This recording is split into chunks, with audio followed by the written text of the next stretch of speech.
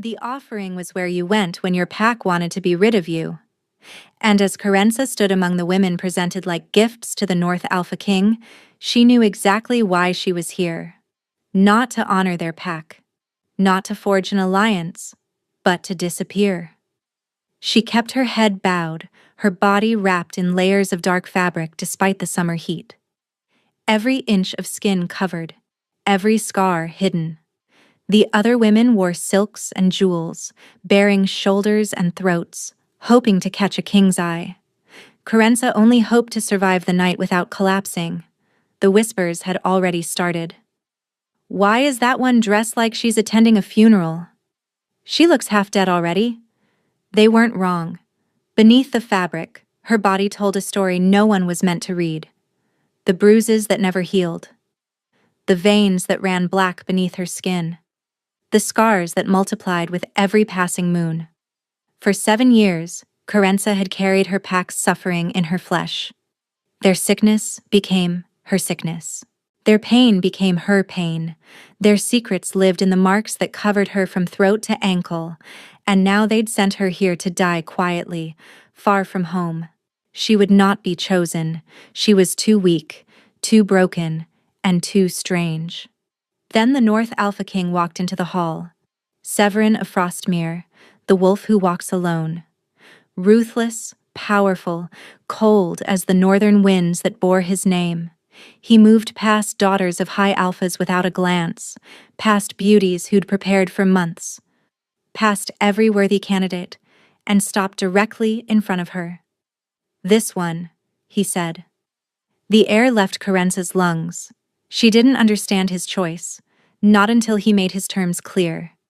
He would take her north, protect her, provide for her pack, but under one condition. He would never truly claim her as his mate. What Carenza didn't know was that protecting her pack's secret had slowly been killing her. And the North Alpha King was dying too. The Great Hall of Ashenford had been transformed for the offering. Silk banners hung from ancient rafters, candles flickered in iron chandeliers. The stone floor had been scrubbed until it gleamed, erasing years of neglect in a single desperate night. All to impress a king who hadn't visited the Southern Territories in over a decade. Carenza stood at the end of the line, positioned as far from the entrance as possible. This was deliberate. Pack Alpha Dagny had made that clear. Stay in the back. Stay quiet. Don't embarrass us. As if Carenza had ever done anything but stay quiet. She counted 11 other women arranged before her. Daughters of beta families, cousins of warriors, a few omegas with exceptional beauty. All of them young, healthy, glowing with vitality. And then there was her. 23 years old and already bent like a woman of 60. Her hands trembled if she didn't clasp them together. Her bones ached constantly. Some days she couldn't walk without assistance. Burden bearer, her mother had called her in those final weeks before the weight of the pack's suffering had killed her too. It's what we are, what we do. The pack survives because we absorb what would destroy them. Carenza had been 16 when she inherited the role. 16 when she first felt another's pain flood into her veins like poison. 16 when the first scar appeared on her collarbone, a silver line that hadn't come from any wound. Now her body was a map of 7 years of service. Every plague she'd pulled from fevered children, every injury she'd drawn from wounded warriors, every grief she'd siphoned from widows who couldn't bear to go on. The pack thrived. Carenza deteriorated, and no one spoke of it. Ever. The king approaches. The hall fell silent. Even the candle flames seemed to still. Carenza felt him before she saw him. A presence like a winter storm rolling down from the mountains. Power so immense it pressed against her chest, made her lungs struggle for air. The doors opened. Severin of Frostmere entered alone. No entourage, no advisors, no guards, just a single man who moved like he'd never once feared anything in his existence. He was tall, taller than any alpha she'd ever seen, with shoulders broad enough to block out the torchlight behind him. His hair was dark, nearly black, falling past his jaw in waves that looked like they'd never been tamed. His eyes were the color of a frozen lake, pale gray with depths that promised nothing warm lived beneath. Beautiful wasn't the right word. Beautiful implied softness. There was nothing soft about the North Alpha King. He was carved from ice and iron, every angle sharp, every line unforgiving. The women before her straightened, chests lifted, chins tilted to display elegant throats. Kerensa only shrank further into her wrappings. Pack Alpha Dagny stepped forward, all false warmth and calculated smiles. Your Majesty, Thornvale Pack is honored beyond words. Please allow me to present our finest. I'll see them myself. The king's voice cut through her speech like a blade through silk. Deep, cold, utterly devoid of interest. He began walking. The first woman, a beta's daughter with copper hair and wide green eyes, held her breath as he paused before her. He studied her for exactly 3 seconds, then moved on. Kerensa watched his shadow grow longer on the floor as he approached her end of the line. Her pulse hammered against ribs that had grown too prominent over the years. He won't even look at me, she told herself. This will be over, and Dagny will send me back to the cellar room where I belong. The king passed the 10th woman. The 11th woman, a stunning Omega with silver blonde hair, gave him her most radiant smile. He didn't even pause. And then he was standing in front of Kerensa. She kept her eyes fixed on his boots. Black leather, well-worn, practical rather than ornate. The silence stretched. Look up, the king said. Slowly, reluctantly, she raised her head. His eyes met hers through the shadow of her hood.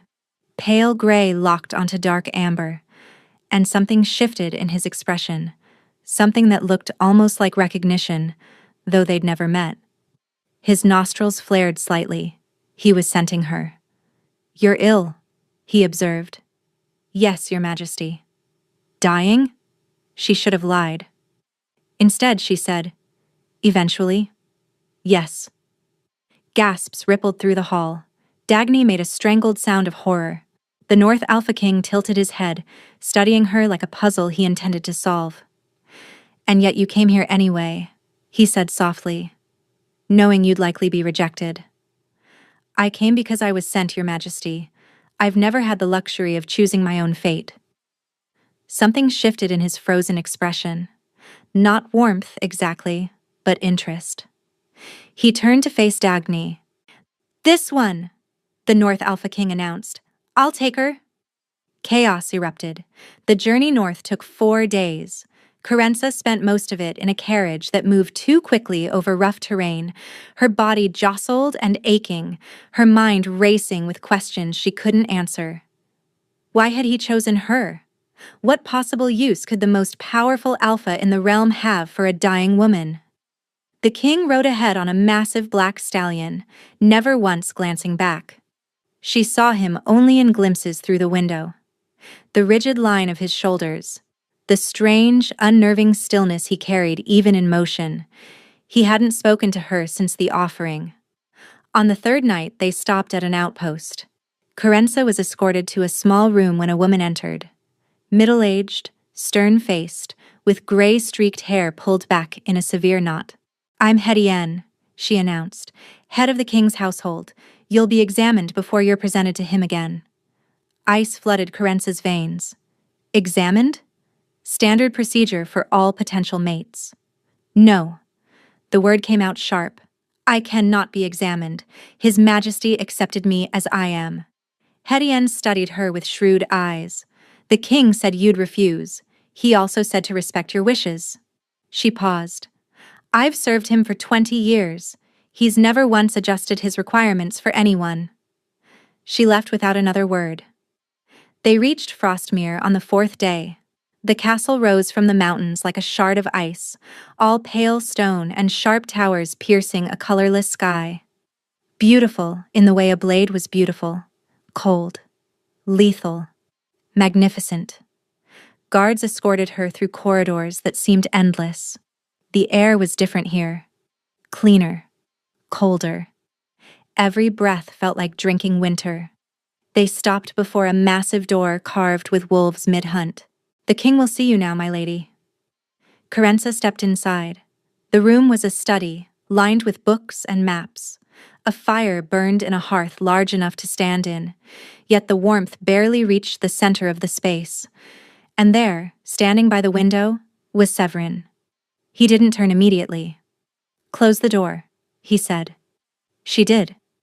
He turned then, and she felt the full weight of his attention. Those pale eyes moved over her slowly, assessing. "You survived the journey." "Yes, Your Majesty." "Sit." He gestured to a chair near the fire. "You look ready to collapse." She crossed the room on unsteady legs and sank into the offered chair. The warmth from the flames was almost painful against her perpetually cold skin. Severin remained standing. "I've arranged for quarters near my own," he said. "You'll have private staff, blind servants who won't look at you directly if that's what you prefer." "Your Majesty is generous." "I'm practical." He moved to his desk. "I need a mate. You need protection. This arrangement serves both purposes." "But you don't even know me. You don't know what's wrong with me." "I don't need to know." The statement stopped her cold. "Whatever burden you carry, whatever secret you're protecting, it's yours to keep. All I require is your presence." "Why choose me? You could have had anyone." "They were boring." He met her eyes. "Every single one looked at me and saw a crown, a title, power to be wielded. They didn't see me at all." "And I did?" "You saw a man who frightened you." A ghost of a smile touched his mouth. There and gone. "That's more honest than anything those other women offered." He crossed to a second chair near the fire and sat, closer to her now than he'd ever been. The cold that radiated from him was palpable, unnatural. Alphas ran hot. Everyone knew that. But Severin felt like winter given flesh. "Here are my terms," he said. "You will be my mate in name and status. You will have access to everything that title provides. Your pack will receive resources, supplies, whatever they need. And in exchange, your presence, nothing more. We will not share a bed. The mating bond will remain incomplete. I will never claim you fully." "You're offering me everything and asking for nothing?" "I'm offering you safety and asking for discretion." A flash of something raw passed through his gaze. "Because a hollow bond is all I can survive." Before she could ask what that meant, he stood abruptly. "My steward will show you to your chambers. We'll speak again tomorrow." He was almost to the door when she called out, "Your Majesty, at the offering, when you scented me, what did you smell?" Silence. Long. Heavy. Then, quietly, "Peace." The word hung in the air as he left, and Kerensa sat by the fire, trembling, because no one had ever smelled peace on her before. Only pain. 3 days passed in a blur of rest and confusion. Kerensa's chambers were larger than the entire dwelling she'd shared with 6 other packmates in Thornvale. A canopied bed, with furs thick enough to drown in. Windows overlooking snow-capped peaks. A private bathing room with water that ran hot at any hour. And the servants. The king had been true to his word. The 3 women assigned to her were all blind, their eyes clouded from birth. They moved with practiced grace, bathing her carefully, dressing her in soft fabrics, and asking no questions about the scars their fingers surely felt. On the 3rd morning, a summons came. The treaty announcement would take place before the gathered court. Kerensa dressed carefully, layering fabric until every inch of marked skin was hidden.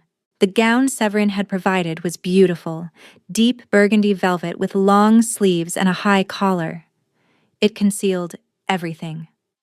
The great hall of Frostmere was even more imposing than Ashenford's. Vaulted ceilings disappeared into shadow. Pillars of white stone rose like frozen trees. And everywhere, wolves. Carvings and tapestries and banners celebrating the wolves who had ruled this territory for centuries. Nobles filled the space, their eyes tracking Carenza as she walked toward the raised platform where Severin waited. He wore black, as always. His crown was a simple band of dark iron, almost invisible against his hair. He looked like a king who'd won his throne through blood rather than birthright. Because he had. The whispers started as she approached. That's her? She looked sickly. What was he thinking? Carenza kept her eyes forward, her chin level. She'd survived worse than court gossip. She reached the platform and curtsied. Your Majesty, rise. Severin's voice silenced the whispers. He extended his hand. She took it. His skin was cold, so cold, even through her glove. He turned to address the court. Lords and ladies of the North, I present Carenza of Thornvale Pack. She will become my mate and your queen. The disapproval was palpable. Cold stares, thinned lips, poorly concealed sneers. One lord, an older alpha with a gray beard, stepped forward. Your Majesty, forgive my bluntness. This alliance seems unbalanced. Thornvale offers nothing of strategic value. Severin's expression didn't change. Are you questioning my judgment, Lord Brennick? I'm questioning the wisdom of taking a mate who appears more burden than benefit. Several courtiers snickered. Heat flooded Carenza's cheeks, but before she could respond, Severin spoke. Lady Carenza, perhaps you could reassure Lord Brennick. She understood. This was a test. Carenza turned to face the Lord directly. My lord, I've survived things that would have killed wolves twice my size.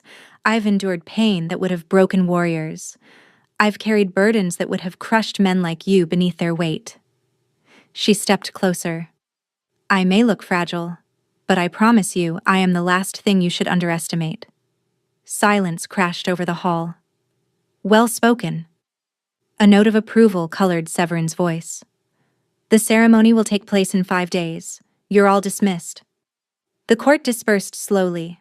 Severin escorted her through a private corridor, away from prying eyes. They walked in silence until they reached a small courtyard, open to the gray sky. And there, waiting by a frozen fountain, stood a figure Carenza recognized. Her stomach plummeted. Mehran, her younger brother. The boy she'd shielded from the truth for 7 years. He looked older, harder. The softness she remembered had been replaced by the lean wariness of a warrior. Carenza. His voice was flat. I came to deliver a message. Severin tensed beside her. You're a long way from Thornvale. Alpha Dagny sent me. Mehran didn't look at the king. His eyes were fixed on his sister. She wanted to congratulate you on your good fortune, and to remind you of your obligations. The hidden meaning was clear. Remember what you are. Remember what you owe us. She also wanted me to give you this. He pulled out a carved bone pendant on a leather cord, their mother's necklace. He pressed it into her palm. As his fingers brushed hers, he leaned close, his whisper barely audible. She knows you haven't been absorbing from this distance. The pack is getting sick again. If you don't return to your duties, she'll tell your king exactly what you've been hiding. He pulled back, and Carenza saw something in his eyes. Conflict, perhaps guilt, before a mask slammed back into place. Safe travels, sister. Then he was gone. Carenza stood frozen, the pendant biting into her palm. Carenza. Severin's voice came from far away. What did he say to you? Nothing, Your Majesty. Just family matters.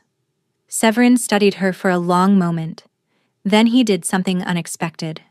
He removed his glove and pressed his bare palm against her cheek.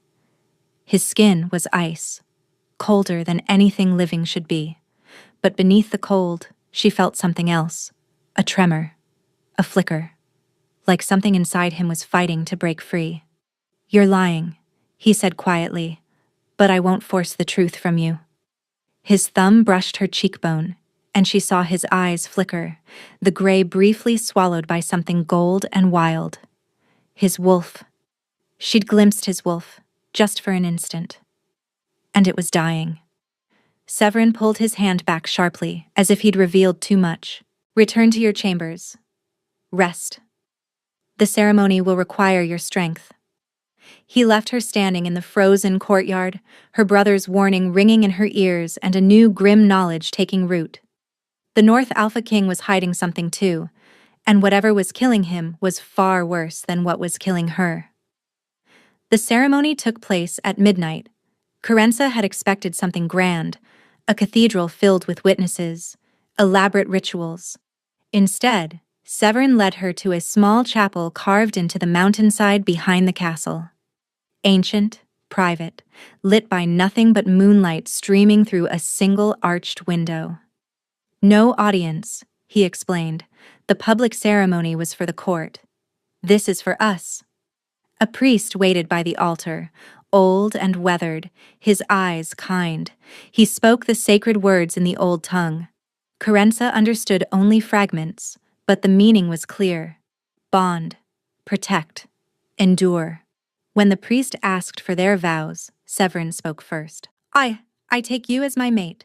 I offer you my name, my protection, my territory.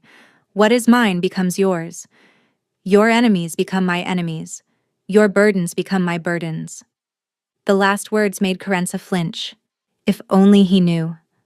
And I take you as my mate, she recited, her voice barely above a whisper.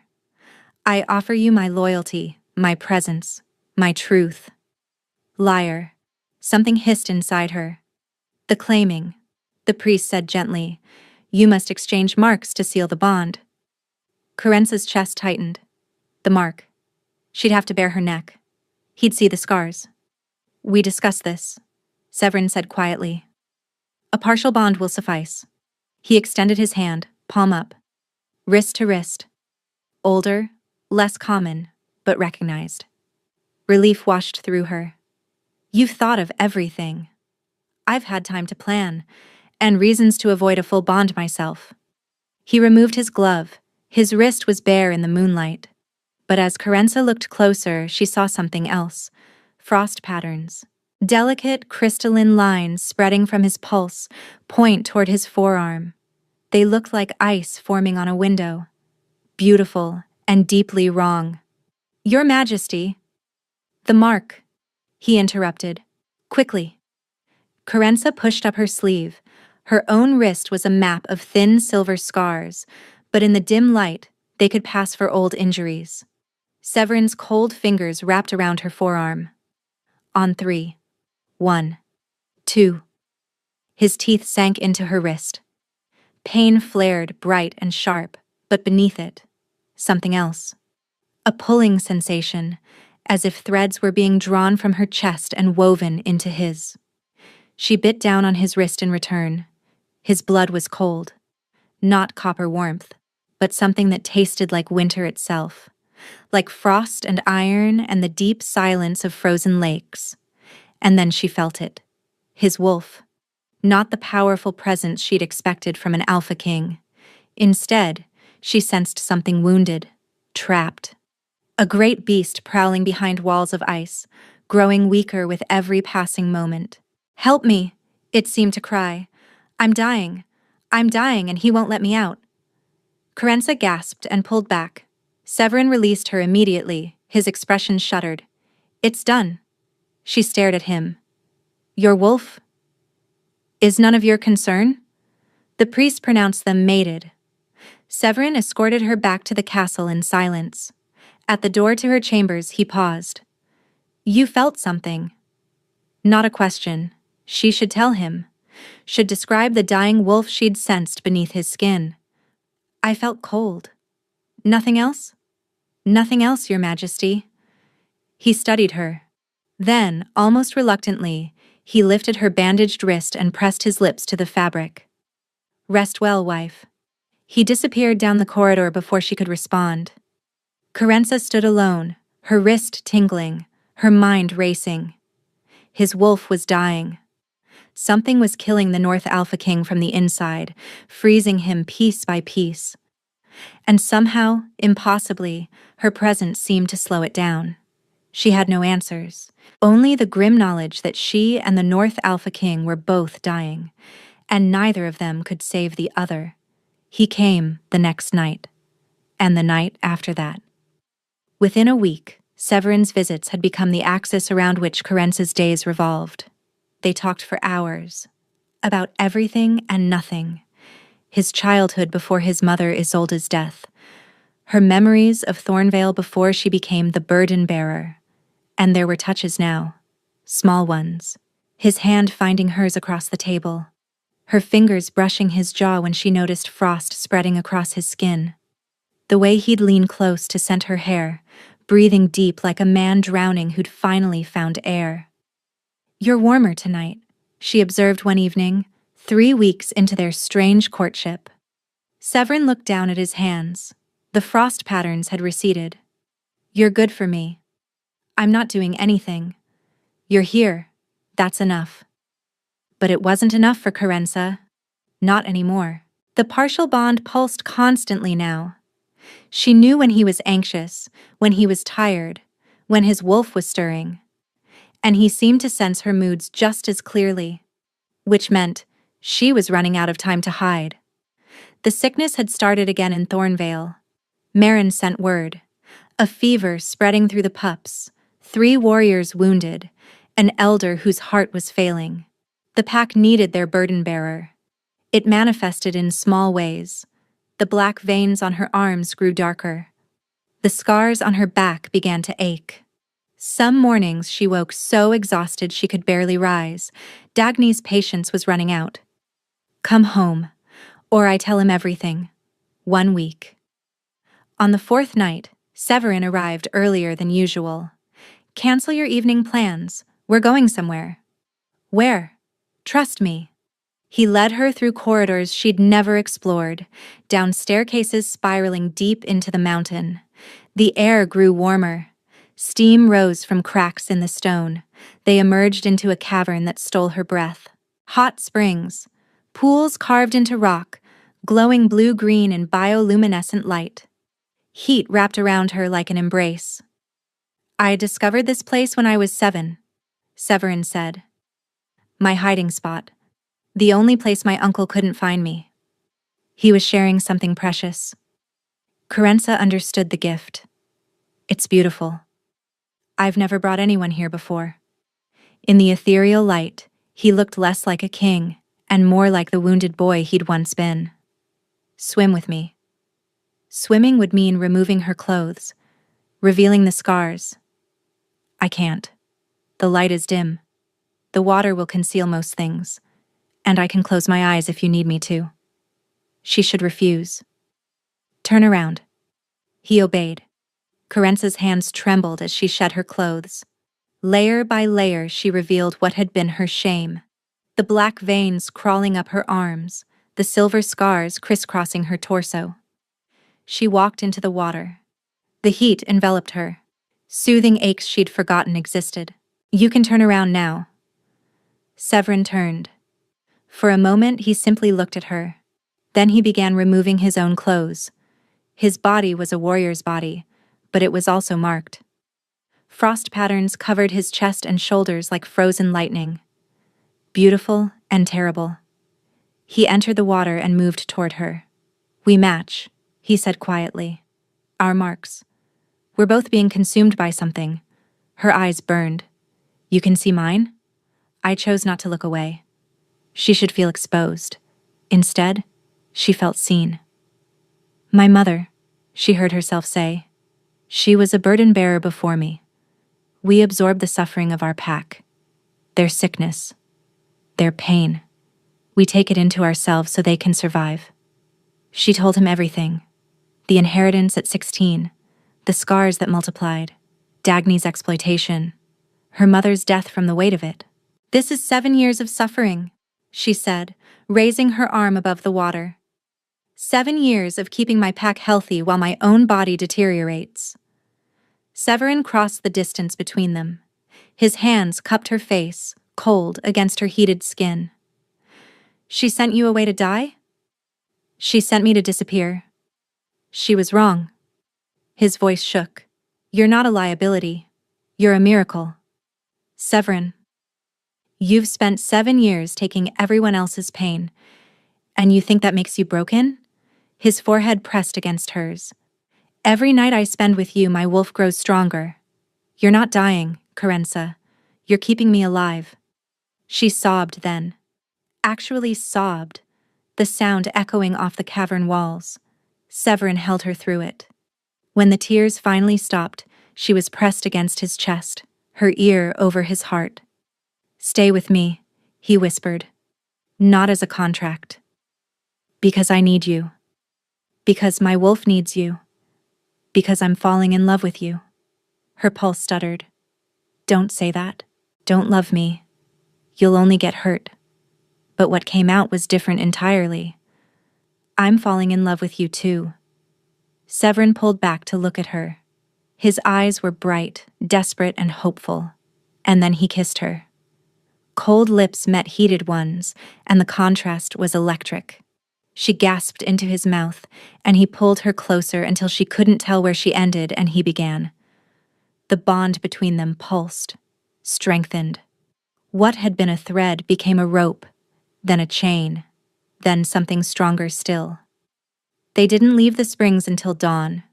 3 months passed like a dream. Kerensa moved into Severin's chambers. They slept tangled together every night, his cold skin against her warmth, their wolves circling each other in contented recognition. The court whispered about the change in their king, how he smiled now when his mate entered a room. The frost patterns on his body had retreated significantly. His wolf prowled closer to the surface than it had in years. Some mornings, Kerensa woke to find his eyes golden instead of gray. She'd stopped hiding her scars. Severin kissed each one, tracing the silver lines with reverent fingers. "Battle marks," he called them, "proof of how strong you are."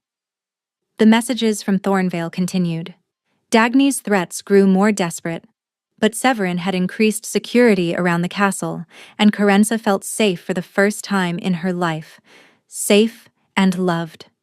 One morning, she woke before dawn, her stomach churning. She barely made it to the basin before she was sick. Severin was beside her instantly, holding her hair back. "Kerensa? What's wrong?" The healer confirmed it that afternoon. "Congratulations, Your Majesty. You're carrying the king's heir." She told Severin that evening. They were in their chambers, the fire burning low, his arms wrapped around her. Their mingled scents, her warmth like summer meadows, his frost like pine and cold stone, had become a single fragrance over these months. The scent of home. "I'm pregnant." He went completely still. "You're certain?" The healer confirmed it. His hand moved to her stomach with reverent wonder. "Our child," he breathed. "Severin, what if they inherit? Then we'll love them anyway. Whatever gifts or curses they carry, they'll be protected. They'll never suffer alone the way you did." Tears carved warm trails down her face. Happy tears. "I love you," she whispered. Severin pulled her close. His scent deepened, wrapping around her like a promise. "I love you too, more than I ever thought I could love anything. You've saved me, Kerensa. You've saved me too." They held each other in the firelight, and for one perfect moment, everything was exactly as it should be. Then Severin stiffened. His scent changed instantly, the warm pine turning sharp, acrid, and wrong. "What is it?" His face had gone white, bloodless. His hand flew to his chest. "Severin!" He tried to speak, but no words came out. His eyes rolled back. His body convulsed once, violently, and then he collapsed. Kerensa screamed. She caught him before he hit the floor. His skin was ice, colder than she'd ever felt it, frost spreading visibly across his chest and throat. His scent was disappearing, fading into something sterile and frozen, like a lake in deep winter. "Help!" she screamed. "Someone help me!" Guards burst through the door. Healers were summoned. The next hours blurred into chaos, Kerensa kneeling beside the bed, watching the frost consume more of his body. "What's happening to him?" she demanded. The head healer, an ancient woman with knowing eyes, looked at her with pity. "The curse," she said quietly, "on his bloodline, It's been activated. What curse? The first Alpha King of Frostmere made a bargain with a dark witch. Power in exchange for a price. Every king since has carried a piece of that curse. Their wolves would slowly freeze unless they found a true mate bond. But even then, there's a condition. What condition? The curse fully activates when the king falls in love. Truly in love. The very thing that could save his wolf triggers its final destruction. No. You're saying that because he loves me? The curse recognized a true bond. His love for you is killing him. Kerensa stared down at Severin's frozen face. The man she loved. The father of her child. Dying because he'd made the mistake of loving her back. There has to be a cure. The only thing that can break a bloodline curse is sacrifice. Equivalent exchange. A life for a life. Kerensa's mind raced. Her hand moved to her stomach. No, she would never sacrifice her child. But there was another option. She was a burden bearer. She absorbed suffering. What if she could absorb a curse? Leave us, she said. The healers retreated. Kerensa pressed her palm against Severin's frozen chest. Her gift stirred, recognizing suffering, reaching for it instinctively. I can take it, she whispered. I can take the curse into myself. But the curse was ancient. Absorbing it would consume her entirely, kill her faster than any normal burden, and the baby would die too. She needed a third way. Dagny, the pack alpha who had used her for 7 years, who had once been a witch's apprentice. Kerensa leaned down and pressed her lips to Severin's frozen forehead. Hold on, I'm going to save you, I promise. Then she stood, wrapped her cloak around her shoulders, and walked out into the night. The ride to Thornvale took 2 days, half the time it had taken in the carriage. Kerensa pushed her horse beyond reason, trading for fresh mounts at every outpost, barely stopping to breathe. Every hour she delayed was another hour of frost spreading across Severin's body. The bond pulsed weakly. He was alive, but fading. Thornvale looked smaller than she remembered. The wooden palisade that had seemed imposing in her childhood now appeared weathered, fragile. The guards recognized her immediately. Lady Kerensa, you're alive. Barely. Where is Dagny? The Great Hall, my lady, but... Kerensa was already walking. The doors to the Great Hall burst open at her approach. Dagny sat on the Alpha's throne. Beautiful in the way predators were beautiful. Her silver hair was piled high. Her pale blue eyes watched with mild interest, cold eyes that had always unsettled Kerensa, though she'd never understood why until now.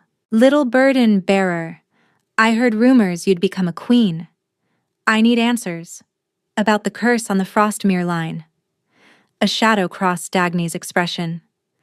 I'm sure I don't know what you mean. Don't lie to me. I know you were a witch's apprentice. I know you sent me to the North Alpha King deliberately. Silence, then. Everyone out. The hall emptied. Only Kerensa remained. Clever girl. Dagny descended the dais. I always knew you were smarter than your mother. She never questioned. Just absorbed and absorbed until there was nothing left. You killed her. Of course. She was becoming difficult, asking questions about where all that absorbed suffering actually went. Kerensa's blood turned to ice. Where does it go? Did you really think the suffering just disappeared? Dagny circled her slowly. Burden bearers are vessels. The suffering you collect becomes power. Power for what? For me. This close, Kerensa saw what she'd never noticed. Dagny's skin was too smooth. Her movements too fluid. She looked 40. She was over 100 years old. My mentor taught me well. She was the witch who cursed the Frostmere line. Oh, the first king thought it was a bargain. Power in exchange for emotional control. He didn't realize until too late that he'd been tricked. Pride colored Dagny's voice. She understood that suffering is the purest form of energy. Understanding crashed over Kerensa. The burden bearers. You've been harvesting the suffering we absorb. For generations. Your grandmother. Your mother. You. all of you, concentrating pain until I could extract it. But why send me to Severin? Because the curse was weakening. The last 3 Frostmere kings didn't fall in love. Their wolves were too frozen. Without the curse fully activating, I wasn't getting what I needed. Dagny's pale eyes gleamed. When the curse kills your precious king, the grief you'll absorb will sustain me for another century. Kerensa couldn't breathe. Everything she'd believed, all of it built on lies. No, I won't let you use me. You don't have a choice. Dagny's hand shot out, gripping her wrist. The bond between us was forged when you were 16. I own you. Kerensa felt it then, a tether she'd never noticed, running from her core to Dagny. Now, you're going to watch your mate die, and give me everything. No. The voice came from the doorway. Both women turned. Standing at the entrance, a sword in his hand, was Maron. Let her go, Kerensa's brother commanded. Dagny laughed. The loyal pup finally shows his teeth. I know what you are, Dagny. The records you thought you'd destroyed? I found copies. Letters from your mentor. Journals detailing everything. Dagny's smile vanished. I know you killed our mother. I know you manufactured that plague. I know everything. Then you know you should be afraid. Maybe. But you've never faced 2 of us at once. Maron stopped beside his sister. I'm sorry, he said, voice cracking, for delivering that message. Dagny was watching everything. I had to play along until I had enough proof. Something broke open in Kerensa's chest, the family she'd thought she'd lost. How touching. Dagny raised her hand. A family reunion. Pain erupted through Kerensa's body, every wound she'd ever absorbed flaring to life at once. She screamed. Maron lunged. Dagny flicked her wrist and he flew backward, slamming into a pillar. He crumpled, unconscious. Now. Dagny stalked forward. Give me what's mine. The pull intensified. Kerensa felt herself being emptied, and with it, she felt the baby. No. No! The word tore from her throat. Something deep inside Kerensa shattered. The tether Dagny had placed on her 16 years ago exploded outward. Power flooded through her. 7 years of accumulated suffering that had been waiting, building, becoming something more. Dagny stumbled back. What? How? You were wrong about one thing. Kerensa rose to her feet. Her veins burned white-hot. The suffering passes through you, but the power was always mine. She raised her hand. Every burden she'd ever absorbed crystallized into pure energy. It blazed around her like white fire, illuminating the hall. The curse, without me maintaining it. The curse dies with your connection to it. Kerensa released everything. The energy struck Dagny like a physical blow. The alpha screamed, her preserved youth cracking, lines carved into her face. Her silver hair turned white, then fell out entirely. Centuries caught up with her in seconds. Dagny collapsed. Ancient, withered. My mentor warned me, she gasped. Burden bearers who learn to release instead of absorb become something else entirely. What? A final terrible smile. Curse breakers. Her eyes went blank. Her chest stilled. Dagny was dead. Kerensa stood in silence, her body humming with residual power. The scars on her skin had faded to pale silver. The black veins were gone. And somewhere, hundreds of miles north, the bond with Severin pulsed. He was alive. Maron. She rushed to her brother. Wake up. Did we win? He mumbled. We won. But I have to go. Go. Maron gripped her hand. I'll handle things here. Kerensa kissed his forehead. I'll send for you. Your family. You'll always have a place with us. Then she ran. She rode through the night and the day and the night again. The bond pulsed stronger with every mile. He was alive. Weak, but alive. She could feel his wolf reaching for her. Hold on, I'm coming. Hurry. She reached Frostmere at dawn on the 3rd day. The castle gates opened before she reached them. Servants ran alongside her horse shouting directions she didn't need. The door to their chambers burst open at her touch. Severin lay in their bed, pale but breathing. The frost was gone.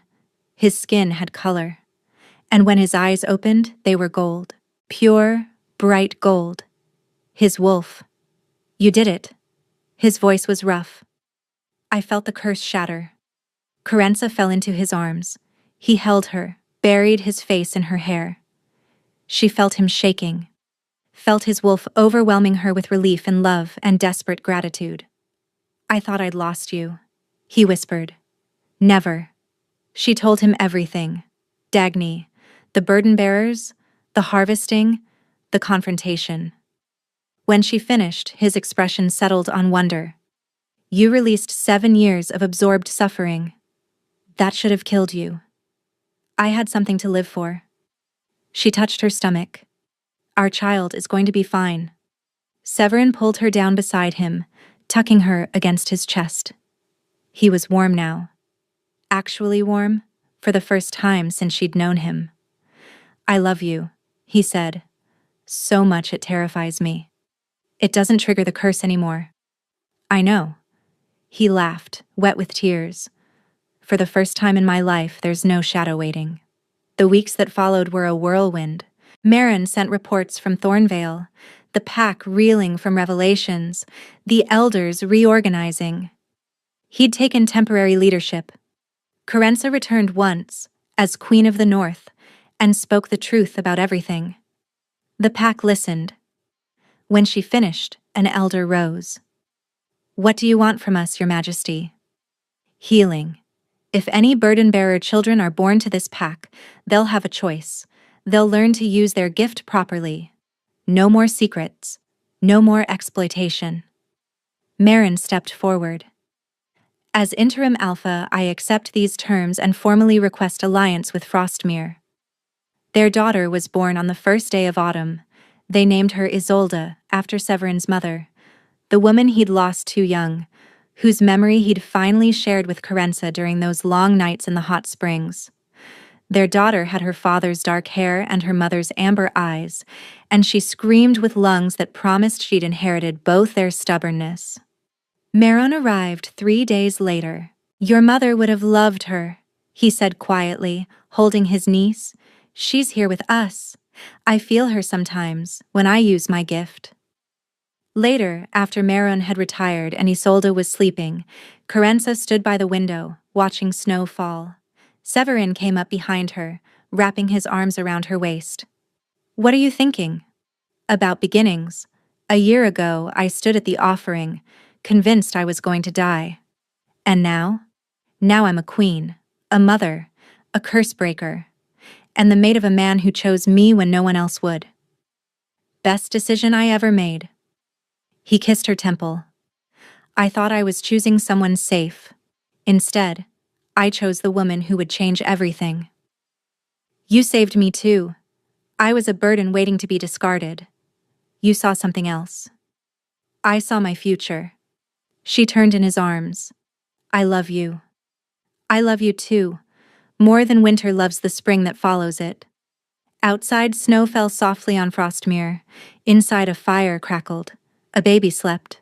And 2 wolves who had once walked alone finally rested, complete in each other's arms. The burden-bearer, who had suffered in silence to protect her pack's secret, and the North Alpha King who had discovered the truth and loved her all the more for it.